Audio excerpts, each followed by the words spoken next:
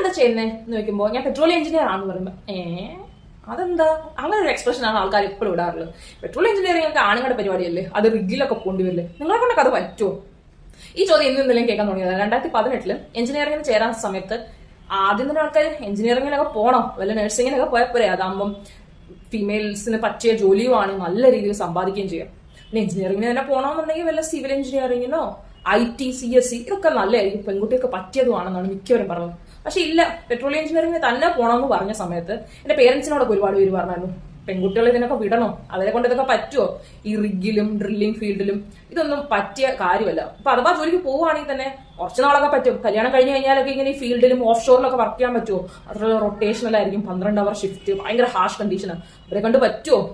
ഇത് തന്നെയാണ് ആൾക്കാർ ചോദിച്ചുകൊണ്ടിരുന്നത്. ആ 2018 ചോദിക്കുന്ന ചോദ്യം 2025 ഓയിൽ ആൻഡ് ഗ്യാസിൽ 3 വർഷമായിട്ട് വർക്ക് ചെയ്യാൻ തുടങ്ങിയിട്ടും വലിയ മാറ്റമൊന്നുമില്ല. പെട്രോളിയം എഞ്ചിനീയർ ആണെന്ന് പറയുമ്പോൾ പെട്രോൾ പമ്പിലാണോ എന്ന് വരെ ചോദിക്കുന്ന ആൾക്കാർ ഇഷ്ടം പോലെയുണ്ട്. ആൻഡ് ഈ ഒരു ജെൻഡർ പ്രൊഫൈലിംഗ് ഉണ്ടല്ലോ, ചില ജോലികൾ ഇപ്പോ ഫീമെയിൽ എഞ്ചിനീയേഴ്സിനെ ഫേസ് ചെയ്യുന്ന പോലെ തന്നെ മെയിൽ നഴ്സസിനും ഈ സ്റ്റീരിയോ ടൈപ്പിംഗ് ഉണ്ട്. മെയിൽ നഴ്സ് എന്ന് പറയുമ്പോൾ ആണുങ്ങൾ നഴ്സോ, ആ ഒരു പരിപാടി ആൾക്കാർ എപ്പോഴും ചോദിക്കാറുണ്ട്.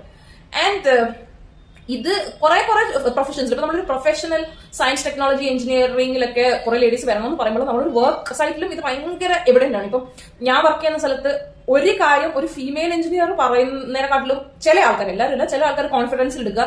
ഒരു ഇന്റേൺ ആണെങ്കിലും ഒരു എക്സ്പീരിയൻസ് ഇല്ലാത്ത ഫ്രഷർ ആണെങ്കിലും ഒരു മെയിൽ എഞ്ചിനീയറിന്റെ വായന കേട്ടോ അവർ പറയുന്ന എന്തെങ്കിലും കാര്യം ഉണ്ടാവും, ഇതേ കാര്യമായിരിക്കും നമ്മളും പറയുന്നത്. പക്ഷെ ആൾക്കാർക്ക് കുറച്ച് ഒരാണുങ്ങളുടെ വായന കേട്ടാൽ കുറച്ചൊരു കംഫർട്ട്.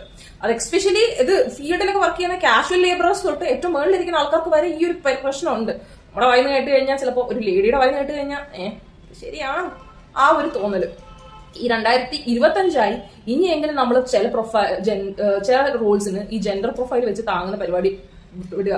ലേഡീസ് ആണ് ഇപ്പോഴും ഞാൻ എവിടെ വർക്ക് ചെയ്യുന്നത് എന്ന് ചോദിക്കുമ്പോൾ ആന്ധ്രയിലെന്ന് പറയുമ്പോൾ നഴ്സാണോ എല്ലാവരും ചോദിക്കുന്നത്. നഴ്സ് എന്ന് പറയുമ്പോൾ മോശമാണല്ലോ ജോലി എന്നല്ല പറയുന്നത്, പക്ഷെ ഫീമെയിൽസ് ആകുമ്പോൾ ഒന്നല്ലെങ്കിൽ ടീച്ചർ അല്ലെങ്കിൽ നഴ്സ്, ഇവൻ ഡോക്ടേഴ്സ് ആണെങ്കിൽ ഞാൻ ഡോക്ടേഴ്സ് കുറെ ഫ്രണ്ട്സ് പറഞ്ഞു കേട്ടിട്ടുണ്ട്. സർജൻ ആണ്, ലേഡി ഡോക്ടർ ഒരു സർജൻ ആണെന്ന് പറഞ്ഞ ആൾക്കാർക്ക് വിശ്വസിക്കാൻ കുറച്ച് ബുദ്ധിമുട്ട്.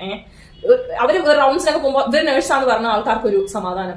ആൻഡ് ഇപ്പൊ ഒരു ഇന്റേണോ ഫ്രഷറോ അവരാണ് ഡോക്ടർ എന്ന് പറഞ്ഞാൽ സാറേ എന്നൊക്കെ വിളിച്ചിട്ട് മെയിൽ ഡോക്ടേഴ്സിന് അല്ലെങ്കിൽ മെയിൽ ഇന്റേൺസിനൊക്കെ കുറച്ച് റെസ്പെക്ട് കൊടുക്കുമെന്ന് പറഞ്ഞു കേട്ടിട്ടുണ്ട്. ഈ 2025 നമ്മൾ ജെൻഡർ ബേസ് ചെയ്തിട്ട് ഇങ്ങനെ ചില ജോബ് റോൾസിന് ഇങ്ങനെ സ്റ്റീരിയോടൈപ്പ് ചെയ്യുന്ന പരിപാടി നിർത്തുക. എല്ലാവരും പഠിച്ച് മുന്നോട്ട് വന്ന്, ഈ വേൾഡ് എല്ലാവർക്കും ഉള്ളതല്ലേ, എല്ലാവരും നല്ല രീതിയിൽ ജീവിക്കാൻ പറ്റട്ടെ. എല്ലാവരെയും പലരും പലതും പറയും. അപ്പൊ നിങ്ങൾക്ക് ആഗ്രഹമുള്ളത് എഞ്ചിനീയറിംഗിന് പോകണമെങ്കിൽ എഞ്ചിനീയറിംഗിന് തന്നെ പോവുക. ആൾക്കാർ പറഞ്ഞുകൊണ്ടേയിരിക്കും നിങ്ങളുടെ ലൈഫാണ്, നിങ്ങൾ തന്നെ ജീവിക്കുന്നത്. ഇപ്പൊ നമ്മളൊരു ഫീൽഡിൽ ചെന്നിട്ട് ഒരു വാൾവ് തുറക്കുമ്പോൾ ഒരു മെയിൽ എഞ്ചിനീയർ ആണോ ഫീമെയിൽ എഞ്ചിനീയർ ആണോ തുറന്നതെന്നൊന്നും ഓയിലിനും ഗ്യാസിനും ഒന്നും നോക്കേണ്ട ആവശ്യമില്ല. ഇപ്പൊ നിങ്ങൾക്ക് സ്കില്ലുണ്ടെങ്കിൽ നിങ്ങൾക്ക് ആ ജോലി ചെയ്യാൻ പറ്റും. ആൻഡ് നിങ്ങൾക്ക് വേറെ ആൾക്കാർ പറയുന്ന ഒന്നും നിങ്ങളെ ബോധർ ചെയ്യേണ്ട ആവശ്യമില്ല.